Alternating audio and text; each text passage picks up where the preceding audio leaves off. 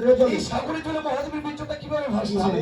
ও বাবা পুরিয়া পুচিয়া পাল সাগরের জলে ভাসে না পুরিয়া পুচিয়া যাও যেমন জলে ভাসে না আর পুরিয়া পুচিয়া পাল যেমন জলে ভাসছে না বেলা ডুবে সন্ধ্যা হয়ে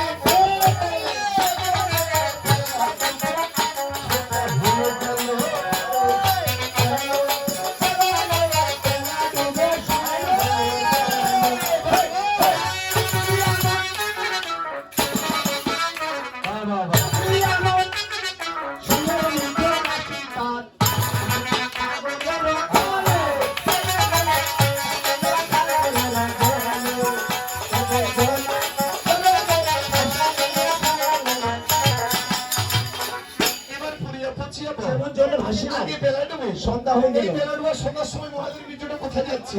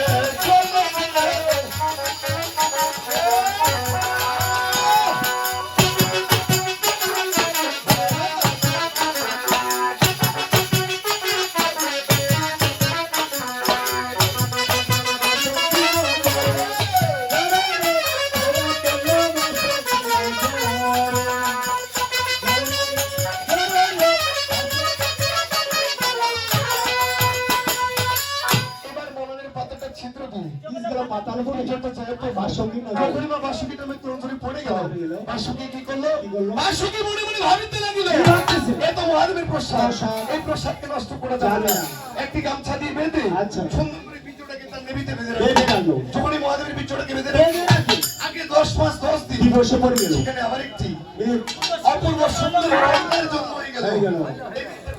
কি হবে তো ব্রাহ্মণের কন্যা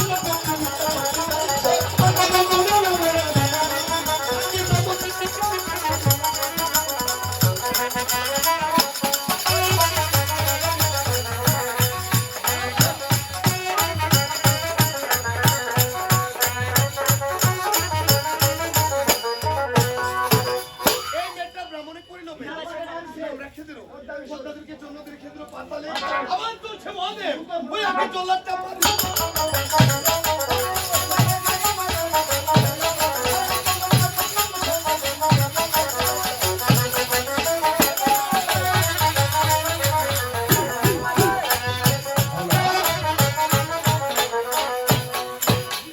এবার জগতে মারিল ধাপা পাতালে জন্ম হয়ে গেল।